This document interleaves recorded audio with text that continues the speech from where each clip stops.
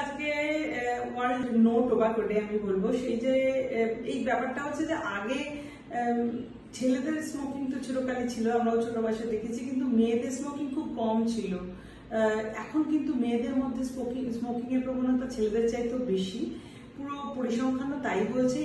Even ইন্ডিয়ার মেয়েরা প্রচুর স্মোক করছে। আগে আমরা জানতাম যে ওয়েস্টার্ন মেয়েরা বেশি স্মোক করে বা করতো, এখন কিন্তু দেখা যাচ্ছে না, পুরো ট্রেন্ডটাই আলাদা। ইন্ডিয়াতেও মেয়েরা প্রচুর স্মোক করছে। রাস্তাঘাটে আমরা সবাই দেখতে পাই যে ইয়াং গার্লস যারা কলেজ বা স্কুল গোয়িং তারাও কিন্তু স্মোক করছে।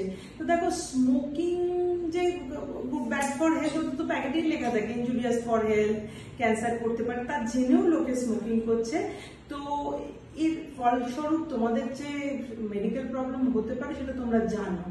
এবার কি করে আমি ইনফার্টিলিটি স্পেশালিস্ট হিসেবে আমি যেগুলো দেখি অ্যাজ এ গাইনোকোলজিস্ট এবং ইনফার্টিলিটি স্পেশালিস্ট, যে তোমার অফকোর্স ফার্টিলিটি প্রবলেম আছে, কি হচ্ছে এগ রিজার্ভ খুব তাড়াতাড়ি কমে যাচ্ছে, তাড়াতাড়ি লোকে মেনোপজের দিকে চলে যাচ্ছে, আর হচ্ছে ইনফেকশন রিস্ক বাড়িয়ে দেয়।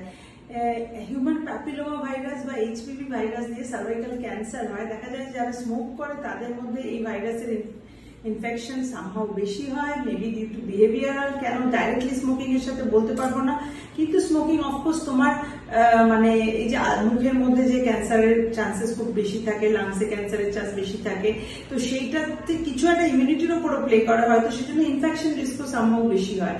তো ক্যান্সারের মধ্যে তো অনেক ধরনের ক্যান্সারই বেশি হয়, এবং মেয়েদের lung cancer is very fatal. মানে মেয়েদের ক্যান্সারের ফেটালিটিটা ছেলেদের ক্যান্সারের চাইতেও বেশি।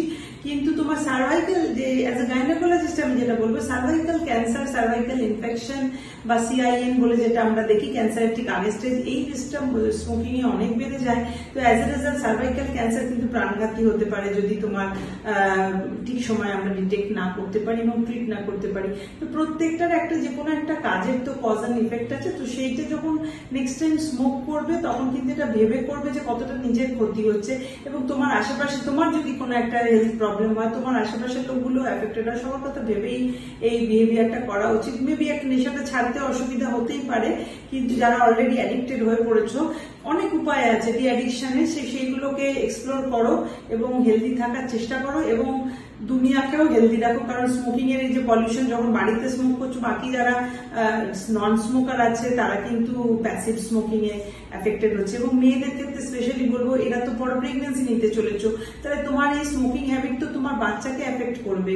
কারণ তখন তোমার বাচ্চার প্লাসেন্টা, বাচ্চার হেলথ, সেগুলো তো সব তোমার উপর ডিপেন্ডেন্ট। স্মোকারদের কিন্তু এই প্লাসেন্টাল সমস্যা, বাচ্চার হেলথের সমস্যা, বাচ্চা স্মল ফর ডেট হয়, হ্যাঁ, এই সমস্যাগুলো বাড়ে। তাহলে ফর নো রিজন একটা বাচ্চাও এফেক্টেড হচ্ছে, তাহলে একটা হেলদি প্রজন্মও তুমি পাচ্ছ না। তো সেই ক্ষেত্রে আমার তো দেখতে গেলে মনে হয় কারোর উপকার হচ্ছে না এতে, শুধু উপকার হচ্ছে সিগারেট কোম্পানিগুলো যারা এটা বানাচ্ছে এবং প্রমোট করছে, অ্যাডভার্টাইজমেন্ট কোম্পানি।